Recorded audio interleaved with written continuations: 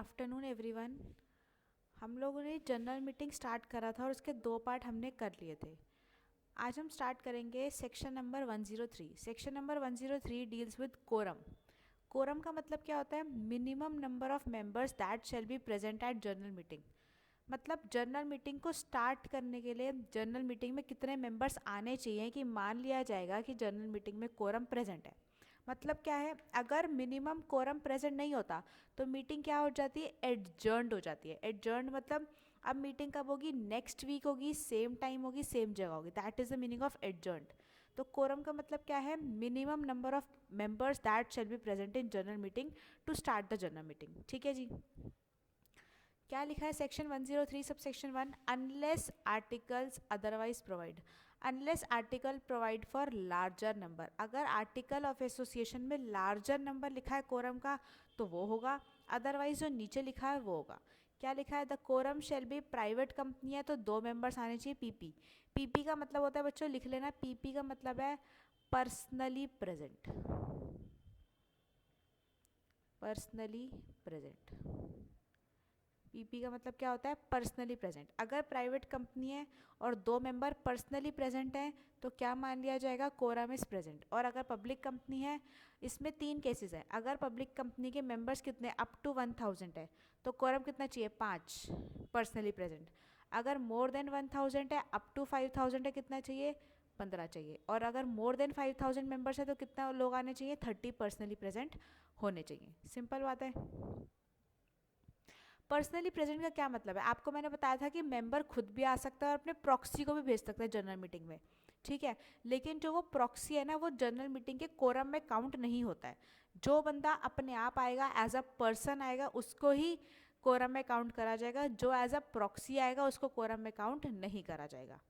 Clear है? आगे बढ़ते हैं।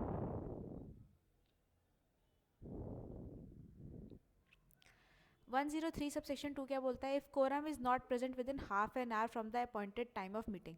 अगर कोरम आधे घंटे के अंदर नहीं आया, then general meeting adjourned next week, same day, same time. अगर कोरम जब से मीटिंग स्टार्ट हुई है, कोरम कितनी देर में प्रेजेंट हो जाना चाहिए? With in half an our. Half an our के अंदर कोरम प्रेजेंट हो जाना चाहिए। अगर कोरम प्रेजेंट नहीं हुआ तो क्या होगा? मीटिंग एडजर्न्ड हो जाएगी। मीटिंग क्या हो जाएगी बेटा? एडजर्न्ड हो जाएगी next week, same day, same time. Clear है? आसान है। 103 सब सेक्शन 3 क्या बोलता है? If quorum is not present even at adjourned meeting. अब ऐसा भी तो हो सकता है मीटिंग एडजर्न्ड कर दी हमने next week, same day, same time. अब जो एडजर्न्ड मीटिंग है ना, उसमें भी कोरम प्रेजेंट नहीं हुआ तो क्या होगा? The members present shall be the quorum. तो जो जितने मेंबर आए होंगे उनको ही कोरम मान के मीटिंग को स्टार्ट कर दिया जाएगा। सीधी बात है। क्लियर है? ठीक है जी, आगे बढ़ते हैं। एक क्वेश्चन है, एक कंपनी एक्स लिमिटेड है, उसके कितने मेंबर है? 600 मेंबर्स है। उसके कितने मेंबर है बेटा? 600 मेंबर्स है। उसकी जनरल मीटिंग हुई है। जनरल मीटिंग में कितने लोग आए? 2 मेंबर है। अब एक्स लिमिटेड है, कितने मेंबर है? 600। अभी हमने पढ़ा अगर अप टू 1000 मेंबर होते हैं तो अप टू 1000 मतलब 1000 तक, तो 600 1000 तक में आएगा। तो कितना कोरम होना चाहिए? 5 होना चाहिए। 5 पीपी प्रेजेंट होना चाहिए। लेकिन कितने प्रेजेंट हुए? 2 मेंबर आए। सिर्फ और सिर्फ कितने मेंबर आए? 2 मेंबर आए। अब क्या करना पड़ेगा? हाफ एन आवर वेट करना पड़ेगा। तो 10 बजे मीटिंग स्टार्ट हुई, 10 से 10:30 तक वेट करेंगे, हाफ एन आवर। ठीक है, उसके बाद मीटिंग, अगर अगर शेयर होल्डर नहीं है, अगर और मेंबर नहीं है तो मीटिंग को क्या कर दिया जाएगा? मीटिंग को एडजर्न्ड कर दिया जाएगा। क्लियर? आगे क्वेश्चन लिखा है, whether member wait voluntarily for more than half an hour. तो क्या, एक बात बताइए, जो मेंबर्स है वो अपनी मर्जी से हाफ एन आवर से ज़्यादा वेट कर सकते हैं? नहीं कर सकते?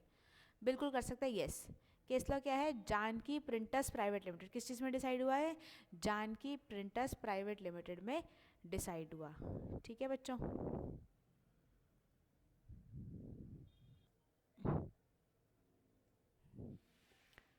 हाँ जी, तो किस केस में डिसाइड हुआ? Whether members voluntary wait for more than half an hour. Members चाहे तो अपनी मर्जी से more than half an hour wait कर सकते हैं।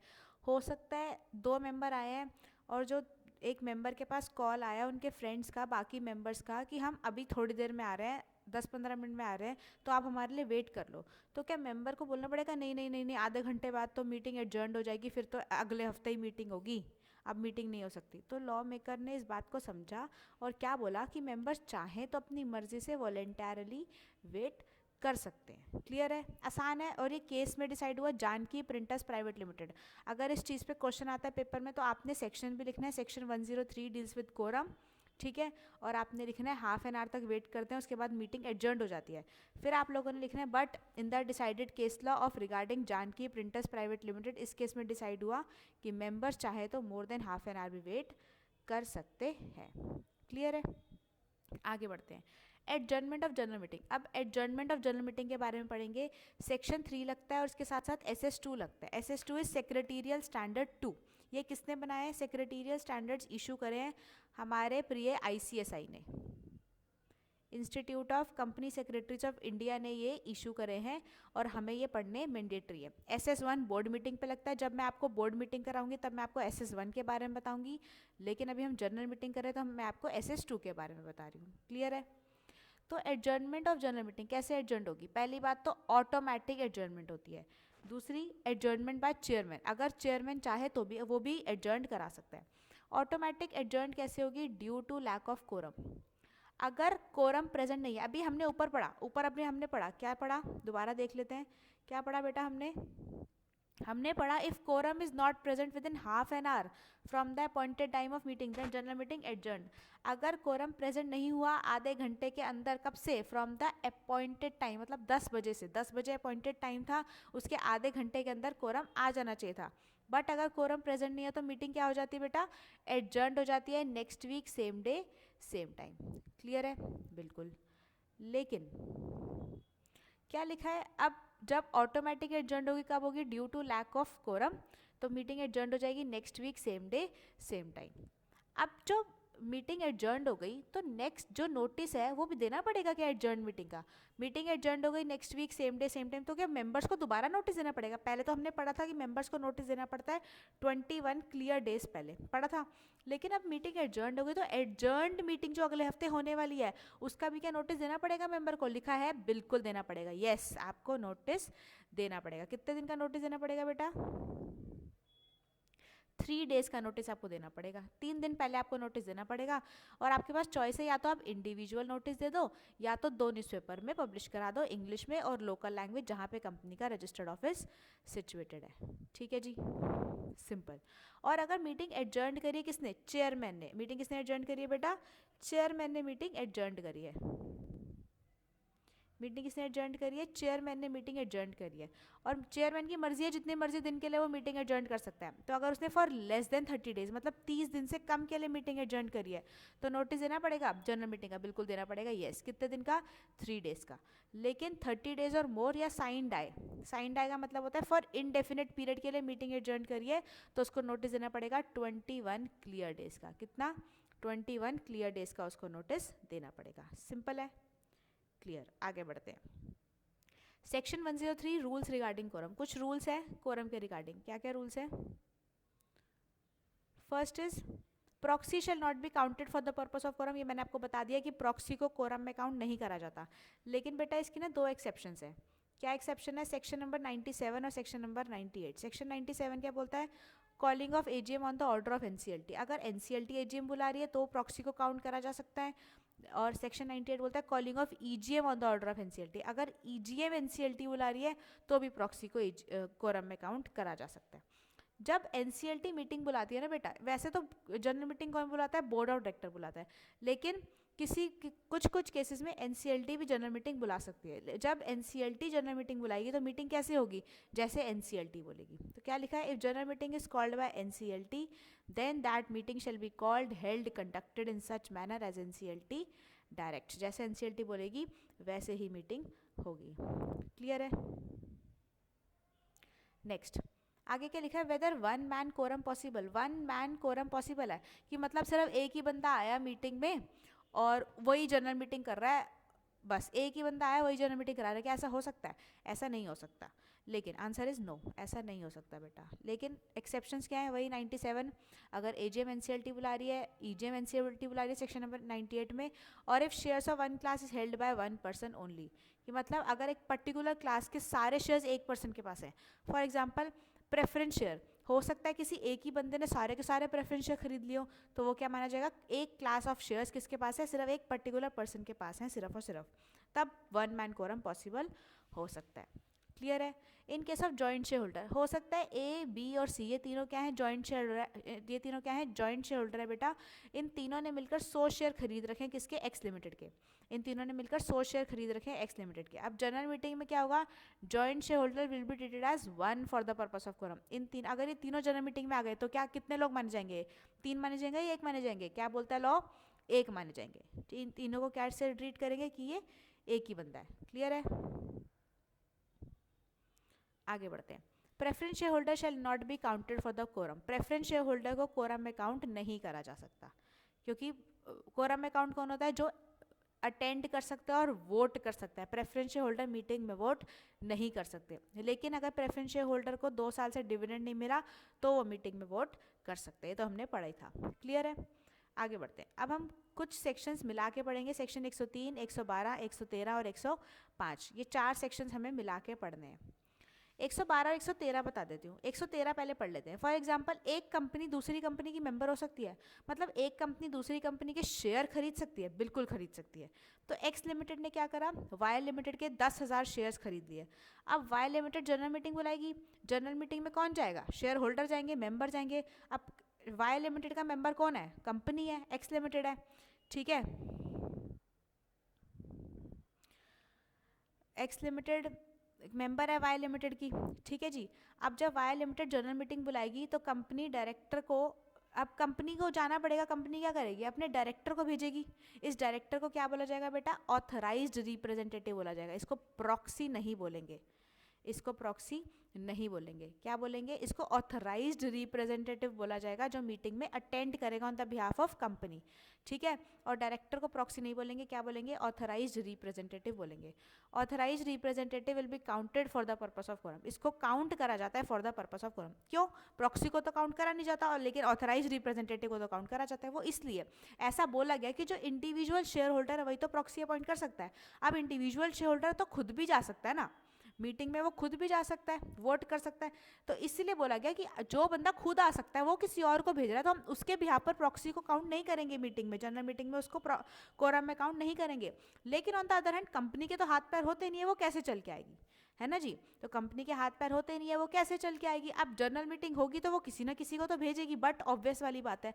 तो जब वो किसी को भेजेगी, तो जब कंपनी खुद नहीं आ सकती, लेकिन इंडिविजुअल शेयर होल्डर तो खुद आ सकता था, बट कंपनी खुद नहीं आ सकती, कंपनी अपने डायरेक्टर को भेजेगी। तो डायरेक्टर को प्रॉक्सी ना बोल के ऑथराइज रिप्रेजेंटेटिव बोला, और ये बोला कि आपका जो ऑथराइज रिप्रेजेंटेटिव होगा वो कोरम में काउंट हो जाएगा।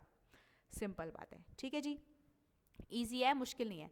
सेक्शन 112 भी यही है। सेक्शन 112 क्या बोलता है, अच्छा हमारा COI का मतलब होता है बेटा constitution of India. Constitution of India का आर्टिकल 299 क्या बोलता है कि जब भी सेंट्रल गवर्नमेंट कॉन्ट्रैक्ट करेगी तो प्रेसिडेंट के नाम पे करेगी, और जब भी स्टेट गवर्नमेंट कॉन्ट्रैक्ट करेगी तो गवर्नर के नाम पे करेगी, ठीक है जी। जब भी सेंट्रल गवर्नमेंट कॉन्ट्रैक्ट करेगी तो प्रेसिडेंट के नाम पे करेगी, स्टेट गवर्नमेंट कॉन्ट्रैक्ट करेगी तो गवर्नर के नाम पे करेगी, ठीक है। अब जब सेंट्रल गवर्नमेंट शेयर भी तो खरीद सकती है, शेयर खरीदने के लिए तो कॉन्ट्रैक्ट करना पड़ेगा, और स्टेट गवर्नमेंट भी कॉन्ट्रैक्ट कर शेयर खरीद सकते हैं किसी कंपनी के। तो जब ये लोग शेयर खरीदेंगे, central government, state government, on the behalf of president, governor, तो ये खुद थोड़ी जाएंगे जनरल मीटिंग में, किसको भेजेंगे, किसी अदर पर्सन को भेजेंगे, उसको भी क्या बोलेंगे, ऑथराइज रिप्रेजेंटेटिव बोलेंगे, और इनको भी कोरम में काउंट करा जाएगा, ठीक है। ये इसलिए बोला गया। अब आप ये लोग ये भी बोल सकते हो कि प्रेसिडेंट और गवर्नर तो इंडिविजुअल हैं, ये तो जा सकते हैं, इनके तो हाथ पैर हैं, लेकिन क्या ये इतने वेले हैं कि जनरल मीटिंग में जाएंगे, नहीं, इतने वेले नहीं है, इतना टाइम नहीं है इनके पास। इसलिए बोला गया कि आप लोगों के पास टाइम नहीं है, इसलिए हम क्या कर रहे हैं, आपको अपॉर्चुनिटी दे रहे हैं, आप ऑथराइज रिप्रेजेंटेटिव को अपॉइंट करिए जो कोरम में काउंट हो जाएगा। सिंपल बात है, ठीक है जी। आगे बढ़ते हैं। एक केस लगा हुआ James Prain and sons limited की, क्या बोलता है, if one person is authorise representative of 4 company then he will be counted for 4 for the purpose of quorum. अगर एक पर्सन ऑथराइज रिप्रेजेंटेटिव है 4 कंपनियों का, तो वो कितने लोग माने जाएंगे, 4 लोग माने जाएंगे। क्वेश्चन समझते हैं, एक कंपनी एक्स लिमिटेड है, उसके टोटल 100 मेंबर है, ठीक है, और उसमें जो मेंबर्स हैं ना, उसमें 4 कंपनियां भी है, A limited, B limited, C limited, D limited, और इनके पास शेयर है 1000, 2000, 3000, 4000। अब इन चारों कंपनी ने क्या करा, ऑथराइज रिप्रेजेंटेटिव एक ही बंदे को अपॉइंट कर दिया, किसको, राम को। इन चारों ने क्या बोला कि हमें तो राम ही पसंद है, हम तो चारों कंपनीज राम को ही ऑथराइज रिप्रेजेंटेटिव बनाएंगे, और यही जाएगा हमारे भी यहाँ पे कंपनी में, ठीक है। तो बना दिया। तो जनरल मीटिंग हुई, कोरम कितना चाहिए, 5 पीपी चाहिए, 100 मेंबर अप टू 1000 के लिए 5% ही प्रेजेंट हमें चाहिए होता है। अब कंपनी में जनरल मीटिंग में कौन कौन आया, पहले तो राम आ गया on the behalf of 4 companies. कौन आ गया बेटा, राम आ गया on the behalf of 4 companies. दूसरा श्याम आ गया इंडिविजुअल शेयर होल्डर। तो ये कितने लोग बन जाएंगे, 2 लोग बन जाएंगे, 5 लोग बन जाएंगे, 5 लोग बन जाएंगे। ये पढ़ा लिखा ना हमने, if 1 person is authorise representative of 4 company then he will be counted 4 for the purpose of quorum. ठीक है, तो इस केस में राम को 4 माना जाएगा और श्याम को इंडिविजुअल शेयर होल्डर, तो कोरम कितना हो जाएगा, 5 हो जाएगा और मीटिंग हो सकती है। सिंपल। ठीक है, एक और केस हुआ, एक्स लिमिटेड वाई लिमिटेड की शेयर होल्डर है, 1000 शेयर है उसके पास। तो क्या X limited can appoint 2 authorise representative, क्या कंपनी 2 ऑथराइज रिप्रेजेंटेटिव को अपॉइंट कर सकती है? तो डिसाइड हुआ no, there is no need, कोई ज़रूरत ही नहीं है। क्यों करने 2 ऑथराइज रिप्रेजेंटेटिव अपॉइंट, ज़रूरत ही नहीं है। तो केस क्या हुआ, Manoj Kumar Sonthalia versus Nariman point building services and trading private limited. बेटा ये जो केसेस है ना, इन केसेस को आपको याद करना है। अगर आप पेपर में केस लॉ लिख कर आओगे तो आपको ज़्यादा मार्क्स मिलने के चांसेस हैं, तो ज़रूर लिख के आइएगा केस लॉ। ठीक है, आगे बढ़ते हैं। चेयरमैन, चेयरमैन मैं आपको अगली क्लास में कराऊंगी, पहले इतना जो हमने करा अभी तक वो रिवाइज कर लेते हैं। आज हमने क्या पढ़ा, कोरम के बारे में पढ़ा। कोरम के बारे में हमने क्या पढ़ा कि कोरम का मतलब होता है minimum number of members that shall be present in the general meeting to start the meeting. अगर कोरम प्रेजेंट नहीं है तो मीटिंग क्या हो जाती है, एडजर्न हो जाती है next week same time same जगह। ठीक है, नेक्स्ट वीक सेम टाइम और सेम प्लेस, मतलब सेम जगह वही। ठीक है, और प्रॉक्सी कोरम में काउंट नहीं होता, लेकिन एनसीएलटी बोलेगी तो अगर एनसीएलटी एजीएम ईजीएम कराएगी तो कोरम में काउंट हो जाएगा। और क्या, और जब कंपनी दूसरी कंपनी की शेयर होल्डर होती है और प्रेसिडेंट और गवर्नर मतलब गवर्नमेंट दूसरी कंपनी के शेयर होल्डर होते हैं, तो वो किसको अपॉइंट करते हैं, ऑथराइज रिप्रेजेंटेटिव को अपॉइंट करते हैं, और वो लोग कोरम में काउंट होते हैं क्योंकि ऑथराइज रिप्रेजेंटेटिव को कोरम में काउंट करा जाता है। ठीक है जी, और क्या कंपनी 2 ऑथराइज रिप्रेजेंटेटिव को अपॉइंट कर सकती है, नहीं कर सकती है। क्लियर। अच्छा, थोड़ा सा चेयरमैन भी कर लेते हैं, थोड़ा सा कर लेते हैं, बाकी हम नेक्स्ट क्लास में करेंगे। सेक्शन 104 क्या बोलते हैं, chairman, board of director may appoint any person as a chairman of company.